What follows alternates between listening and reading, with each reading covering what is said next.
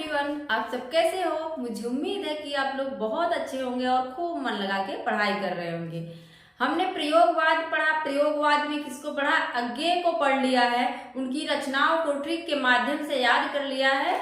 आज हम किसे पढ़ेंगे? गजानन माधव मुक्ति बोध को। किसको पढ़ेंगे? गजानन माधव मुक्ति बोध को, जिसको हम शॉर्ट में मुक्ति बोध ही कह देते हैं। और इनका जन्म कहाँ हुआ था, कब हुआ था देखते हैं, 1917 में। और मृत्यु कब होती है? 1964 में। मृत्यु कब हो जाती है? 1964 में। और ये भी देख लेना कि इनका जन्म कहाँ हुआ था। इनका जन्म ग्वालियर में हुआ था। कहाँ हुआ था इनका जन्म? जन्म ग्वालियर में हुआ था। और ये अगर पूछे कि किस सप्तक के कवि हैं, किस सप्तक के, ध्यान देना है यहाँ तार सप्तक। किसमें इनको रखा गया है? तार सप्तक में रखा गया है। अगर ऑप्शन में रख दे प्रथम तार सप्तक, द्वितीय तार सप्तक या एक में रहे तार सप्तक, तो आपको प्रथम तार सप्तक नहीं लगाना है। उसका नाम जो है क्या है? सिर्फ और सिर्फ क्या है? तार सप्तक है। याद रखना। गजानन माधव मुक्तिबोध को हम क्या कहते हैं? मुक्तिबोध ही कहते हैं। पूरा नाम इनका देखें तो गजानन माधव मुक्तिबोध है। इनको क्या कहा जाता है? गहन अनुभूति और इंद्रिय बोध, तीव्र इंद्रिय बोध का कवि कहा जाता है। इनकी जो रचनाएं हैं वो क्या हैं? बहुत ही अनुभूतिपूर्ण हैं और तीव्र इंद्रिय बोध से संबंधित हैं। ये किसके लिए प्रसिद्ध हैं? फैंटेसी के लिए। किसके लिए प्रसिद्ध है? ये फैंटेसी के लिए प्रसिद्ध है। और ये फैंटेसी है क्या? बहुत सारे लोग इसका अलग ही अर्थ समझ के और क्वेश्चन क्या कर देते हैं? गलत कर देते हैं। फैंटेसी का मतलब ये होता है दिवा स्वप्न, कल्पना, कोरी कल्पना। अगर हम कोई ऐसी बात सोच रहे हैं जो वास्तव में है ही नहीं, वही क्या है? फैंटेसी है। ये क्या करते हैं अपनी रचनाओं में? मुक्तिबोध अपनी रचनाओं में क्या करते हैं कि कोरी कल्पना अपने दिमाग के माध्यम से, बुद्धि के माध्यम से एक कोरी कल्पना, एक कहानी बनाते हैं जो जीवन जगत की समस्याओं से जुड़ी होती है, जिसको वो क्या करते हैं? साकार करने की कोशिश करते हैं। यही क्या है? फैंटेसी मतलब कोरी कल्पना। कैसी? कोरी कल्पना। यही क्या है? फैंटेसी है। अगर पूछे फैंटेसी के लिए कौन प्रसिद्ध है तो किसे कह देंगे हम? मुक्ति बोध को। इनकी काव्य कृतियां हैं, देख लीजिए। सारी काव्य कृतियों को पूछ लिया गया है, चाहे इनकी कहानी हो, चाहे इनकी आलोचना हो, सभी को पूछा गया है। और आज हम क्या करेंगे? सबको ट्रिक के माध्यम से याद भी कर लेंगे। पहला है इनका चाँद का मुंह टेढ़ा, 64 में है। समय भी देखते जाइएगा। मैं समय जो इम्पोर्टेंट है उसका समय लिखती हूँ, बाकी अगर हम सबका समय याद करेंगे तो बहुत ही समस्या होगी, कोई भी समय याद नहीं होगा। इसलिए जो इम्पोर्टेंट है उसको ही याद करते चलिए।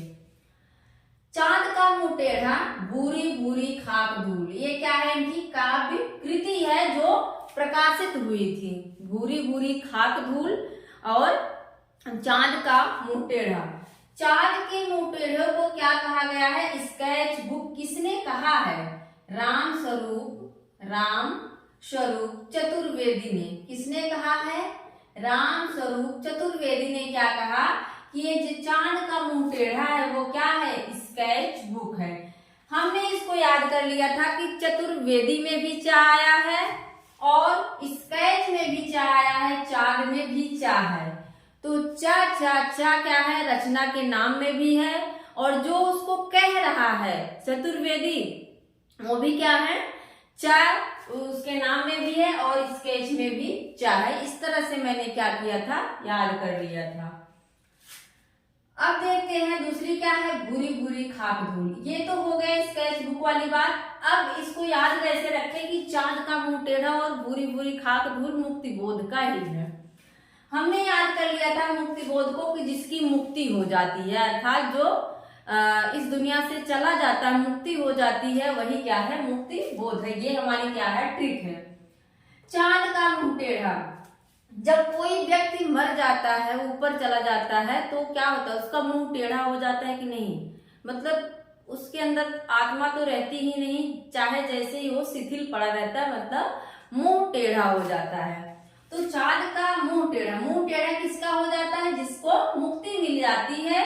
और क्या करते हैं? उसको खाक धूल, उसको भूरी भूरी खाक धूल, उसको वो क्या है? खाक हो जाता है, उसको धूल के अंदर दफना दिया जाता है, जिसकी मुक्ति हो जाती है। यहां से मैंने याद किया था। अब इनकी कुछ प्रसिद्ध कविताएं हैं और पहली देखते हैं कौन सी है? अंधेरे में ब्रह्म राक्षस अंतःकरण का आयतन भूल गलती। अंधेरे में ब्रह्म राक्षस अंतःकरण का आयतन भूल गलती। और ये जो अंधेरे में है यही क्या है? फैंटेसी में है। इसमें है ये फैंटेसी में है। वैसे ये फैंटेसी के लिए प्रसिद्ध है, सारी रचनाएं इनकी फैंटेसी में है। लेकिन अगर फैंटेसी का प्रयोग सबसे ज्यादा किसमें हुआ है तो किसमें हुआ है? अंधेरे कविता में हुआ है। ये कल्पना 1964 में, कल्पना एक पत्रिका है जो जिसमें क्या हुआ? 1964 में ये अंधेरे में छपा था। लेकिन किस नाम से छपा था? आशंका के दीप अंधेरे में। किस नाम से छपा था? आशंका के दीप अंधेरे में। यहां लिख दे रही हूं, आप लोग देख लीजिए। आशंका के दीप अंधेरे में, इसी नाम से क्या हुआ था? ये छपा था। पहले अंधेरे में का नाम क्या था? आशंका के दीप अंधेरे में। इसके बाद है ब्रह्म राक्षस अंतःकरण का आयतन भूल गलती। मुक्ति जिसकी हो जाती है वो क्या? उसके सामने अंधेरा छा जाता है, वो ब्रह्म में मिल जाता है, चाहे राक्षस बने या कुछ भी बने, ब्रह्म में मिल जाता है। और अंतःकरण का आयतन होके अंतःकरण में जाके भूल गलती की तरह क्या है? सब लोग उसको भुला देते हैं। मतलब जिसकी मुक्ति हो जाती है वो क्या होता है? अंधेरे में उसके सामने अंधेरा छा जाता है, ब्रह्म में मिल जाता है, अंतःकरण में विलीन हो जाता है और सारे लोग उसको भूल जाते हैं एक गलती समझ के। इसको भी ऐसे ही याद कर लेंगे। ये क्या है? कहानी है, इनकी कहानी है, दोनों पूछी गई है। ये 1967 समय है और ये है 1961। काठ का सपना सतह से उठता आदमी, जिसकी मुक्ति हो जाती है वो क्या होता है? उसको काठ पे सुलाया जाता है ना, एक ऐसे बनाते हैं ना, बांस वगैरह का बनाते हैं जिसपे लिटा के उसको बांधा जाता है, फिर ले जाके जलाते हैं। तो वहीं से मैंने याद किया था, जिसकी मुक्ति हो गई उसको काठ के सपने पे, काठ पे लिटा कर क्या करते हैं? सतह से उठाकर उसको ले जाके जला देते हैं। सतह से नीचे से उठा के ले जाके जला देते हैं। ये हो गई इनकी रचनाएं। और अब देखते हैं अंधेरे में जो इनकी कविता है उससे संबंधित बहुत सारे आलोचकों ने क्या क्या मत दिया, उसके बारे में क्या कहा कि ये क्या है। एक दहकता इस्पाती दस्तावेज है। अब याद कैसे रखें? क्योंकि अंधेरे में जो कविता है वो बहुत ही प्रसिद्ध है और उसको बहुत सारे आलोचकों ने क्या किया? आलोचना की और उसके बारे में कुछ न कुछ कहा। तो याद कैसे रखें कि इसने यही बात कही है। देखते हैं, एक दहकता इस्पाती दस्तावेज किसने कहा है? शमशेर बहादुर सिंह ने। किसने कहा? शमशेर। अब शमशेर जो शेर होता है कैसा होता है? दहकता इस्पाती होता है कि नहीं? जो शेर होता है उसको देख के सारे लोग ऐसे डर जाते हैं जैसे लगता है कि मतलब क्या देख लिया। तो शेर कैसा होता है? एक दहकता इस्पाती होता है। अब दूसरा क्या है? अपराध भावना का अनुसंधान। मतलब अंधेरे में जो कविता है उसको ये रामविलास शर्मा क्या कह रहे हैं कि अपराध भावना का अनुसंधान है। अपराध भावना। अब हमने रामविलास में से किसे छाट लिया था? किसे निकाल लिया था? विलास। जो विलासी लोग होते हैं क्या करते हैं? उनके अंदर अपराधी भावना रहती है ना। जो विलासी लोग रहते हैं उनके अंदर अपराधी भावना रहती है कि नहीं? यहां से हम याद कर लेंगे कि अगर अपराधी भावना वाला कोटेशन पूछ रहा है तो तुरंत हम किसे टिक करेंगे? रामविलास शर्मा। अब क्या है? अस्मिता की खोज। हमने नामवर को क्या किया है? वर याद करवाया है। आप देखेंगे निबंध वाले वीडियो में जाके हमने नामवर सिंह के निबंधों की ट्रिक बताई है। तो वहां पे क्या किया है? नामवर में से वर निकाला है। वर को क्या किया जाता है? खोजा जाता है ना। जैसे अरेंज मैरिज में क्या होता है, वर वधु को ऐसे खोजा जाता है, कोई अच्छा सा लड़का मिले सरकारी नौकरी वाला और उसके साथ निमिटिया की शादी कर दे। तो खोज किसकी होती है, वर की होती है। तो खोज वाला कोटेशन किसके अंतर्गत चला जाएगा, किसने कहा है, नामवर सिंह ने। आत्म संशोधन का अनुसंधान, आत्म संशोधन, अपने आप से बात कौन करता है, आत्मा से संशोधन कौन करता है, जो मद में रहता है।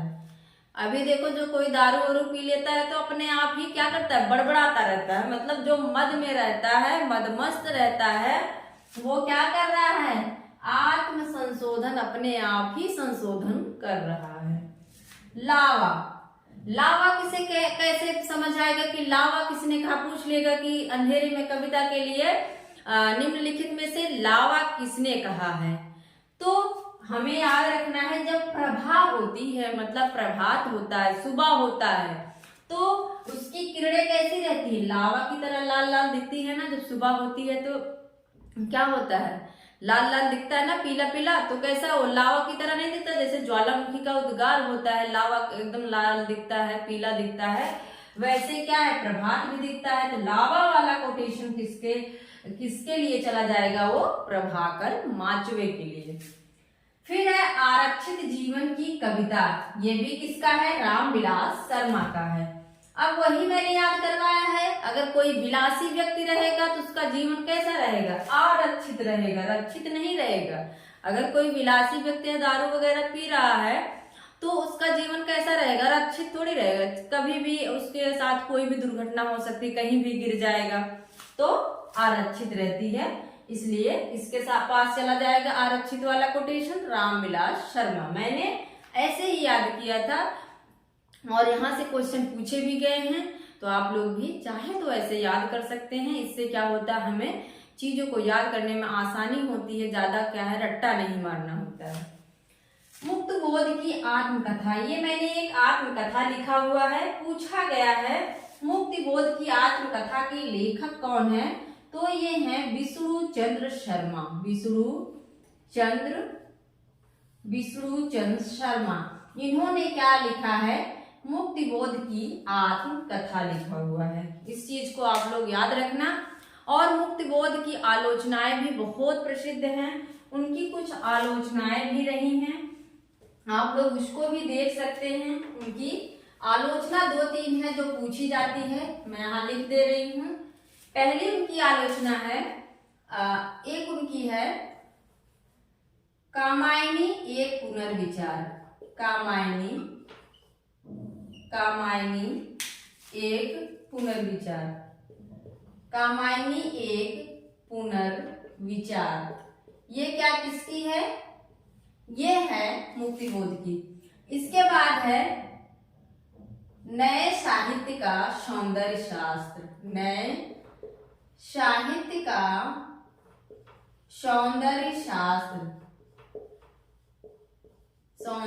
शास्त्र। इसको भी मैंने मुक्ति बोध से ही क्या किया था, लिंक करके याद कर लिया था। और एक और है नई कविता का आत्मसंघर्ष और अन्य निबंध।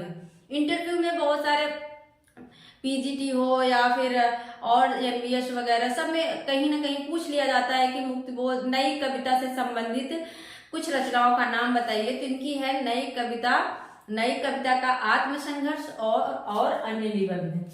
तो हमने याद कर लिया था मुक्ति बोध, जो जिसकी मुक्ति हो जाती है उसके लिए क्या करते हैं, पुनर्विचार किया जाता है, मतलब पुनर्जन्म होता है। और नए साहित्य का सौंदर्य शास्त्र, और उसको नए तरीके से क्या होता है, उसका सौंदर्य किया जाता है, नए तरीके से उसको भगवान क्या करते हैं, फिर से उसका पुनर्जन्म करते हैं। इस तरह से आप लोग चाहे तो याद कर सकते हैं। और मेरा पूरा वीडियो देखने के लिए आप लोग का बहुत बहुत धन्यवाद। फिर मिलते हैं नेक्स्ट वीडियो में। Thank you.